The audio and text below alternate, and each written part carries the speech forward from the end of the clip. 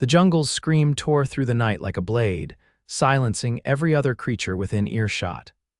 Nathan Zane didn't flinch. The sound raised goosebumps along his arms, but curiosity pulled him forward, each step deliberate despite the protest of survival instincts hardwired into his DNA. Heading toward certain death without so much as a pocket knife. "You really have lost your mind," Nathan muttered to himself, pushing aside a curtain of strange violet vines that hung across his path. His expedition suit, standard issue for xenobiologists working on Epsilon 9, offered minimal protection. The fabric could withstand minor scratches and repel the planet's more common poisonous spores, but against whatever made that sound a sound no human had recorded or classified, it would be as effective as tissue paper. The jungle of Epsilon 9 wasn't Earth's jungle. 4 years into humanity's colonization efforts, they'd barely scratched the surface of understanding this ecosystem. The plants weren't truly plants, and the animals weren't truly animals not by Earth classifications. Everything here had evolved along an entirely different path, creating life forms that defied terrestrial logic. Another scream echoed, closer this time. Nathan checked his bioscanner. The readout showed elevated life signs approximately 200 meters ahead, something big, with a complex nervous system. "Dr. Zane to base," he said into his communicator. "I'm tracking an unidentified species, large predator based on vocalizations, requesting permission to approach and observe." The response was immediate and predictable. "Negative, Dr. Zane. Return to base immediately. Colonel Reed has ordered all personnel to shelter until morning. We've lost contact with Outpost 3. Nathan hesitated for only a second before switching off his communicator. Outpost 3 was in the opposite direction, 30 kilometers away. Whatever was happening there couldn't be related to his discovery.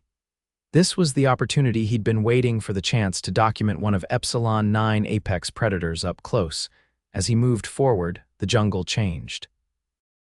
The bioluminescent fungi that usually lit his path had gone dark, as if hiding.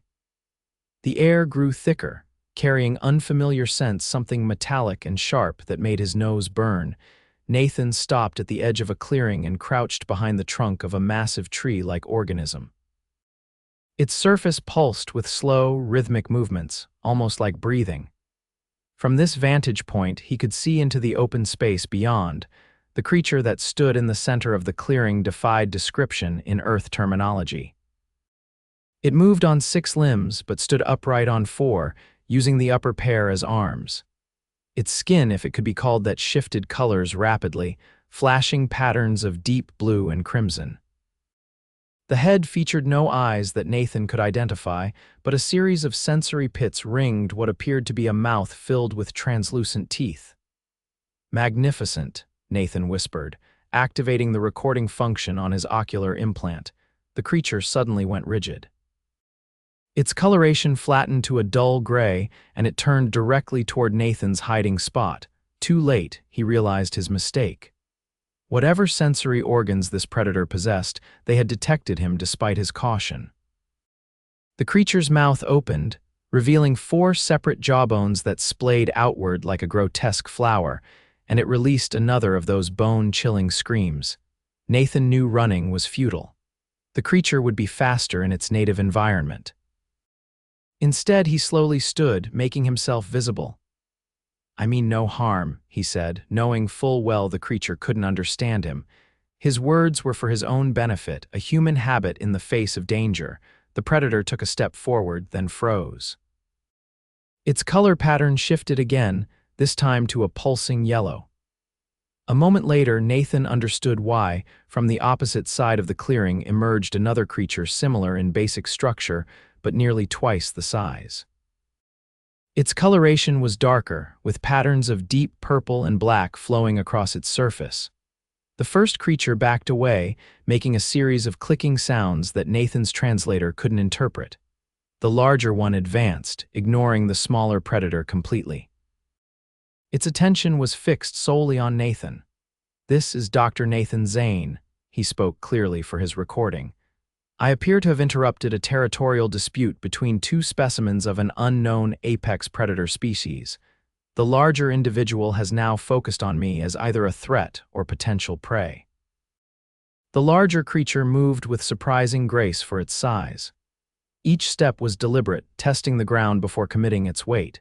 It was a hunter's approach, patient and calculated. Nathan kept his breathing steady, fighting against the panic rising in his chest. He'd studied predator behavior on dozens of worlds. The worst thing he could do now was run or show fear. The creature stopped 3 meters away from him, close enough that Nathan could smell its strange, acrid odor. Close enough to see the intricate patterns flowing beneath its skin, not just color changes, but what looked like a complex language of symbols and shapes. Something about those patterns seemed almost artificial, too structured to be a natural biological function. A new possibility occurred to Nathan. What if this wasn't just an animal? What if he was facing something with intelligence? "I'm a visitor to your world," Nathan said, slowly raising his empty hands. "I'm unarmed and mean no harm." The creature's pattern shifted again, forming concentric circles that rippled outward from its center mass. It extended one of its upper limbs toward Nathan, revealing a hand-like appendage with 7 digits arranged in a radial pattern. Nathan stood perfectly still as the creature's appendage moved toward his face. The tips of those digit-like projections stopped just short of touching his skin. They hovered there, trembling slightly, as though sensing something without physical contact. Suddenly, pain exploded behind Nathan's eyes. His vision blurred and he felt his knees buckle. He caught himself before falling completely, one hand braced against the spongy ground. The pain subsided as quickly as it had come, replaced by a strange sensation as though someone was rifling through his thoughts, examining and discarding memories and knowledge at incredible speed. "You are not from this place." The words formed in Nathan's mind, but they weren't his thoughts. They carried an alien cadence, concepts that didn't quite translate properly. "No," Nathan replied aloud, "I come from another world far from here." "Why do you walk toward danger unarmed? This is not the behavior of prey that wishes to survive." Nathan managed a weak smile. "I'm a scientist. I study life forms. I wanted to understand what you are." The creature's patterns shifted again, forming what looked almost like a representation of a solar system, concentric circles with small dots moving through them. "Understanding requires more than observation," Nathan Zane. "It requires communion." The use of his name startled him. The creature had pulled it directly from his mind. "What are you called?" Nathan asked. Instead of an answer in words, Nathan received an impression, a complex blend of scent, sound, and visual pattern that his human brain could only partially comprehend. "I can't pronounce that," Nathan admitted. "Names are unimportant. Function is what matters." "You may call me Guardian, as this approximates my function in terms your kind would understand." The smaller creature had retreated to the edge of the clearing, but remained visible. It seemed to be watching their interaction with what Nathan interpreted as caution. "What is that?" Nathan asked, gesturing toward the smaller creature. "An immature one of my kind. It is learning to hunt. Your presence has interrupted its trial."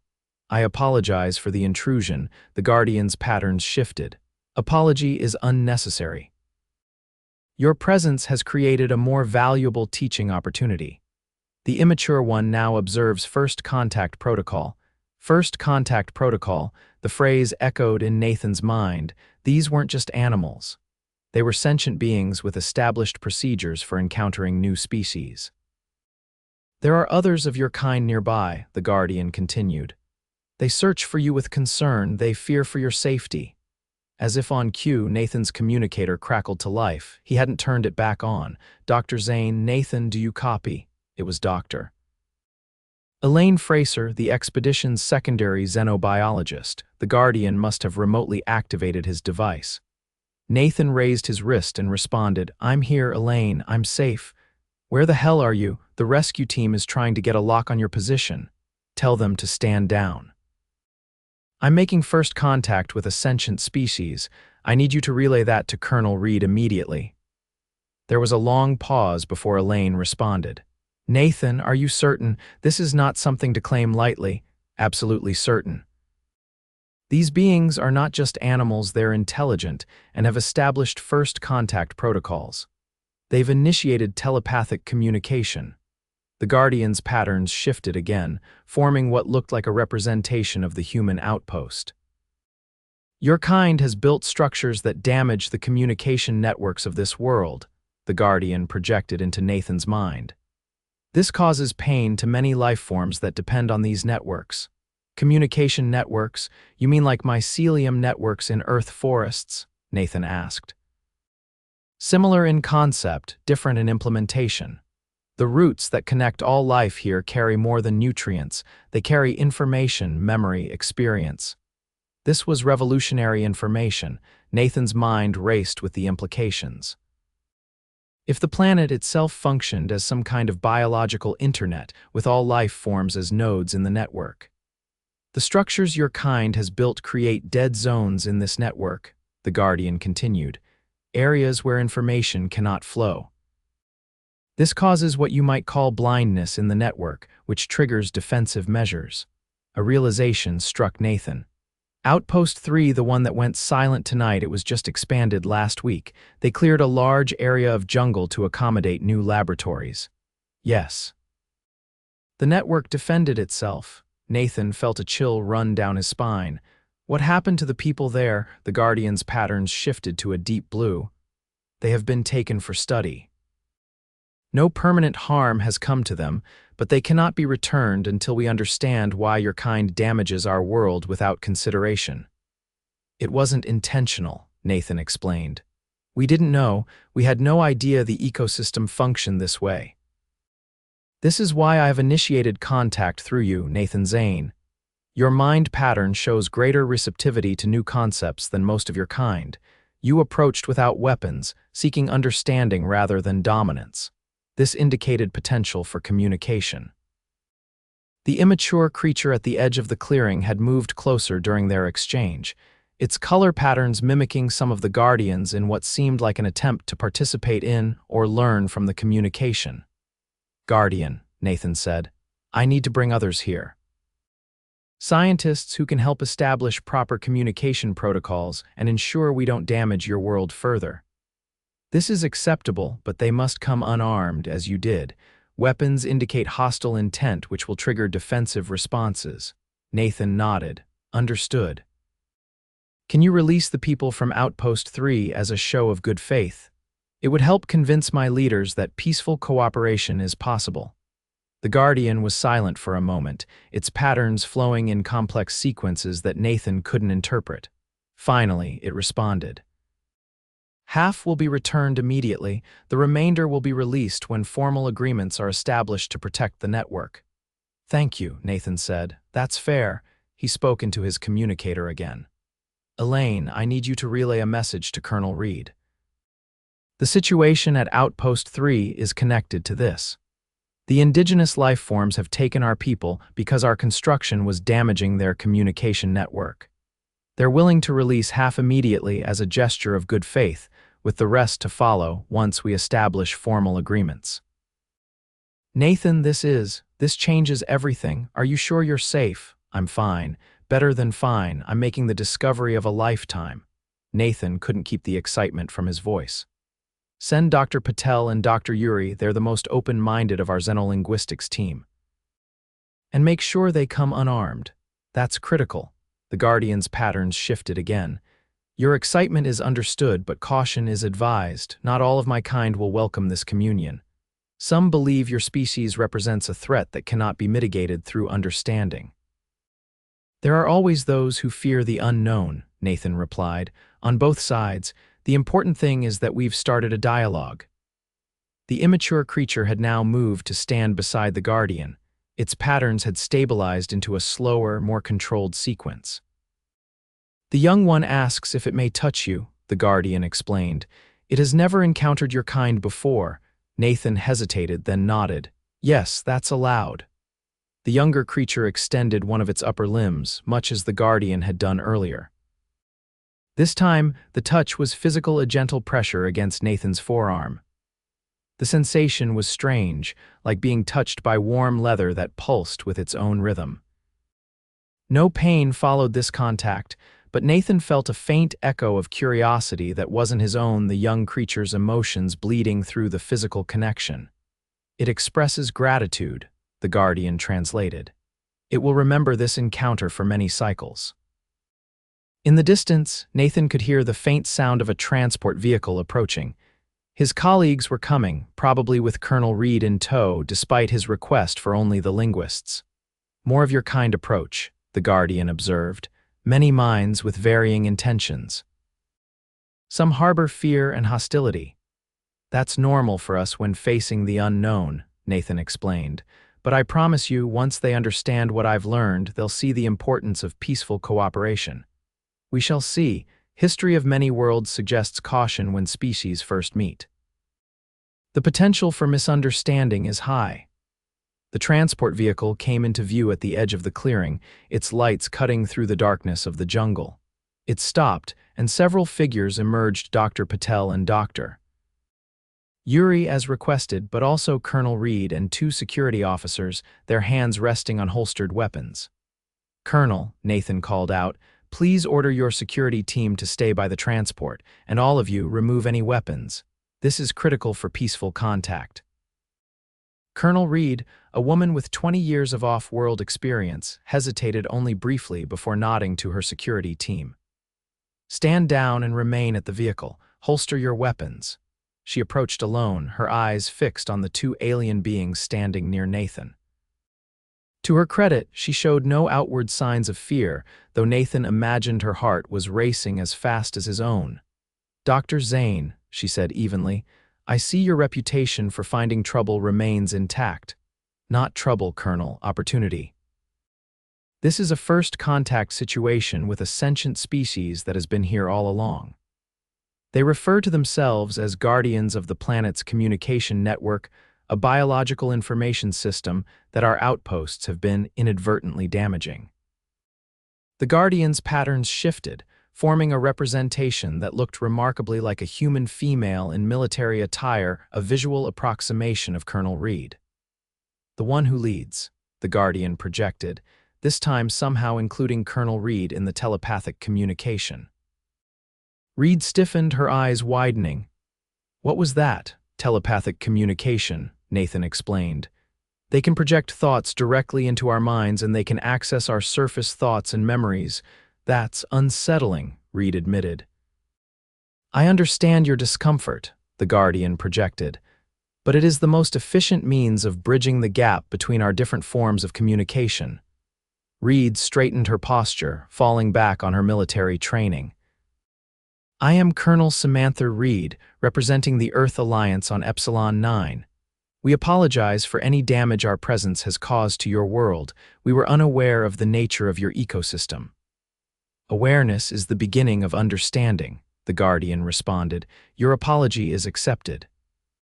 Now we must establish parameters for coexistence." Nathan gestured toward DRS, Patel and Yuri, who stood waiting nervously at a respectful distance. "These are our communication specialists. They can help establish formal protocols for ongoing dialogue." The Guardians' patterns shifted in what Nathan was beginning to recognize as agreement. "They may approach." As the linguists came forward, the younger creature retreated slightly, its patterns displaying what seemed like caution or perhaps shyness. "Don't be alarmed," Nathan told his colleagues. "The smaller one is young learning. It's curious about us but cautious." Dr. Patel, a woman with decades of experience in xenolinguistics, approached slowly. "This is remarkable. The pattern shifts, they're communicative, aren't they? Not just color changes for camouflage, but actual language." "Yes," Nathan confirmed. "Visual, telepathic, and probably other forms we haven't even identified yet. They're connected to a planet-wide biological network that shares information among all life forms here. Like the mycelium networks on Earth, but vastly more complex, Doctor." Yuri added, his scientific curiosity overcoming his initial fear. "Exactly," Nathan said. "And our outposts, especially the land clearing we've been doing, have been damaging this network.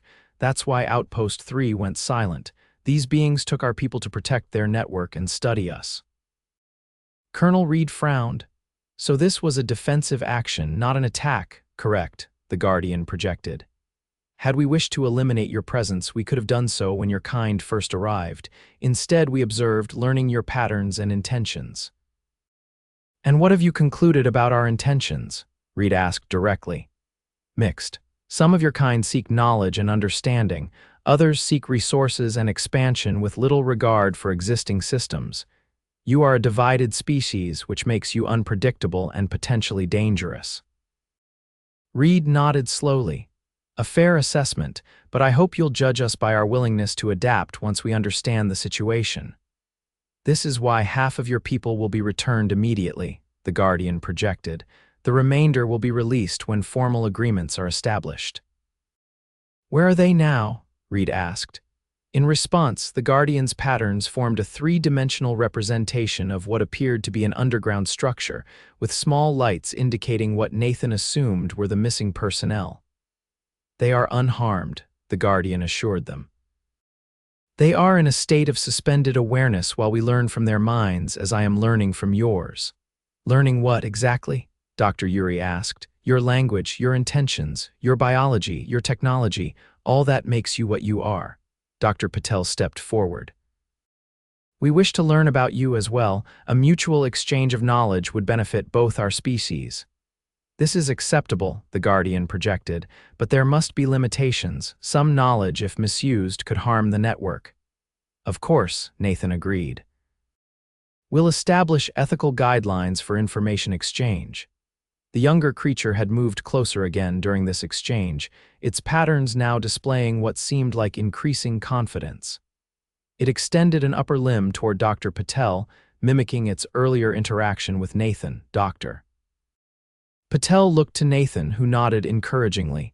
She extended her hand, allowing the creature to make contact. Her eyes widened at the touch. It's curious, she whispered. I can feel its emotions like an echo in my mind. The young ones connect more readily, the Guardian explained. Their patterns are more flexible, less fixed by experience. Colonel Reed had been watching these interactions carefully. Guardian, she said, addressing the alien directly, I propose an immediate cessation of all expansion activities at our outposts until we fully understand how to avoid damaging your network. Would this be acceptable as a first step? The Guardian's patterns shifted to a deep green. This is acceptable. Additionally, we request the establishment of zones where your kind will not enter without specific permission. These are critical network nodes that cannot be disturbed. We can agree to that in principle, Reed replied. We'll need to identify these zones clearly. I will provide the information to Nathan Zane, the Guardian projected. His mind is most compatible with our communication methods. Nathan felt a mixture of pride and apprehension at being singled out for this role. I'm honored to serve as liaison. The Guardian turned to face the jungle. A moment later, Nathan heard movement in the vegetation. From between the strange, pulsing plants emerged 4 humans in the tattered remains of Epsilon 9 expedition suits. They walked with the stiff movements of people waking from deep sleep. As promised, the Guardian projected. Half of those taken, they will require rest but are otherwise unharmed. Colonel Reed immediately moved toward the returning personnel, concern evident on her face. Get them to the transport, she ordered Dr. Yuri, who quickly moved to assist. Thank you, Reed said to the Guardian. This demonstration of good faith will go a long way toward establishing trust. Trust must be mutual, the Guardian responded. We will monitor your activities closely. Any attempt to develop weapons against us will be known immediately through the network. Understood, Reed said firmly. But I hope you recognize that we will maintain defensive capabilities. Not all species we encounter are peaceful. This is acceptable, provided such defenses are not used against this world or its native life. Nathan watched this exchange with growing optimism. Despite the rocky start, both sides seemed genuinely interested in finding a path forward. I suggest we establish regular communication sessions, Nathan said, daily meetings where representatives from both sides can address concerns and share information. This is wise, the Guardian agreed. Location is important. The clearing where we now stand lies at an intersection of major network pathways. It is suitable for ongoing communion. Colonel Reed nodded. We'll set up a temporary communication post here, minimal impact, designed according to guidelines you provide to avoid network damage. I will share the necessary parameters, the Guardian projected, turning to Nathan. Prepare yourself, Nathan Zane. The information transfer will be substantial. Before Nathan could respond, his mind was flooded with images, sensations, and concepts, a comprehensive understanding of how the planet's biological network functioned and how human structures affected it. The information came so quickly that he gasped, staggering slightly under the mental load. When it ended, Nathan found himself on one knee, breathing heavily. Dr. Patel was at his side, supporting him. "Are you all right?" she asked. Nathan nodded, blinking to clear his vision. "Yes, it was just intense. I now understand exactly how our outposts affect the network and how to minimize the damage."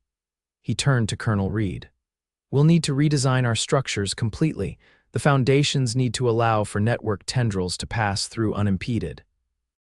And certain electromagnetic frequencies we use are particularly disruptive. We'll need to adjust all our communication equipment." Reed helped him to his feet. "Can it be done?"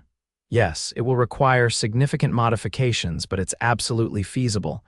Nathan looked at the Guardian. "The information you've shared will allow us to coexist without disrupting your world." "This was the intention," the Guardian projected. "Your kind possesses technology and knowledge that could benefit this world if properly applied. Mutual cooperation offers advantages to both."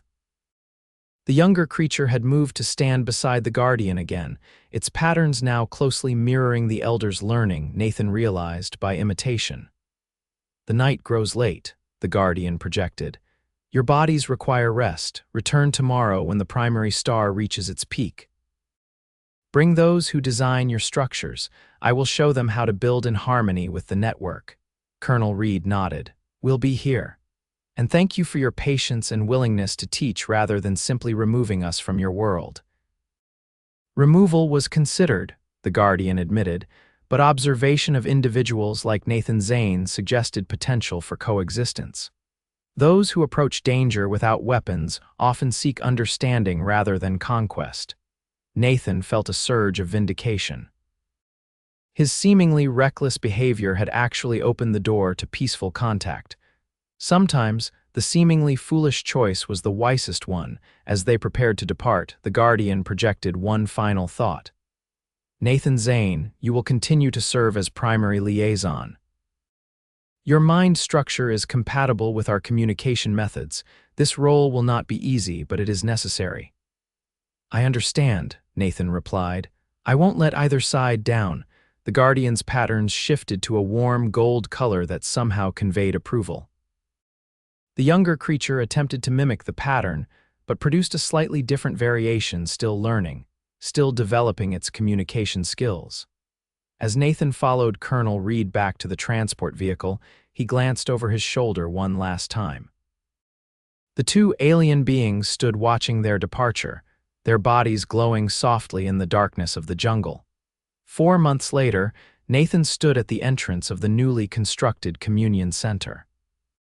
The building followed all the design principles the Guardians had shared, elevated on stilts that allowed network tendrils to pass freely underneath, constructed with materials that did not interfere with biological signals, and powered by energy systems that actually enhanced rather than disrupted the planet's natural communication flows.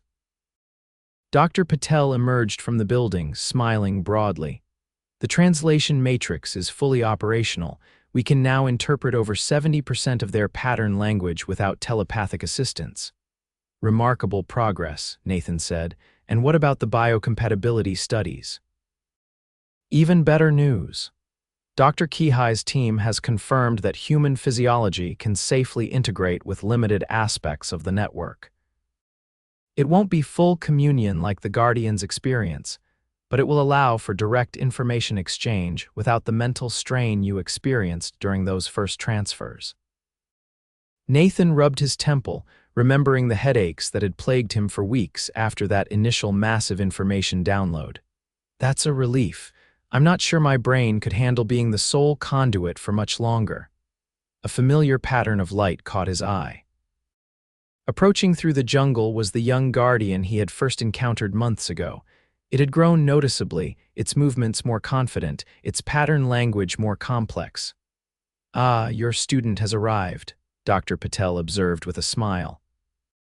The young guardian, which had chosen the designation seeker for human interaction purposes, approached the communion center. Its patterns shifted in a greeting that Nathan could now interpret without assistance. Learning continues. New patterns discovered, Seeker projected, its telepathic communication much more refined than it had been initially. "Show me," Nathan encouraged.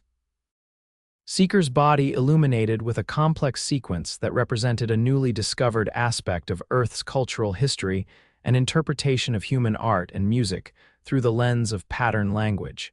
"Beautiful," Nathan said sincerely. "You've captured the emotional essence perfectly." "Earth concepts translate differently but meaningfully," Seeker projected.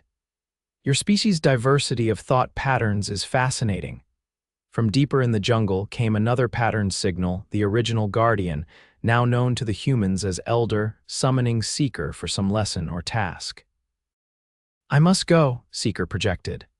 "Tomorrow's communion will include 17 new guardians who wish to learn about humans. Will you attend?" "I wouldn't miss it," Nathan promised. As Seeker departed, Nathan gazed out at the jungle that had once filled him with both fear and wonder.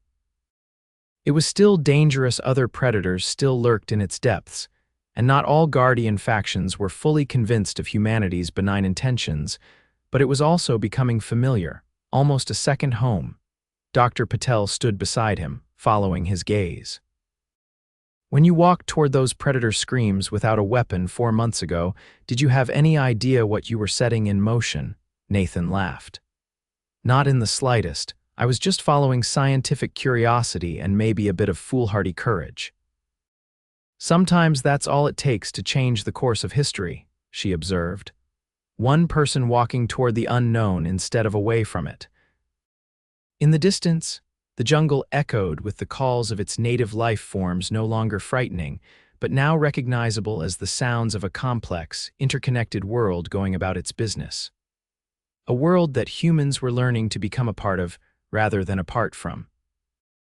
Nathan took a deep breath of the alien air that no longer felt so alien. Sometimes the most dangerous path is the only one worth taking.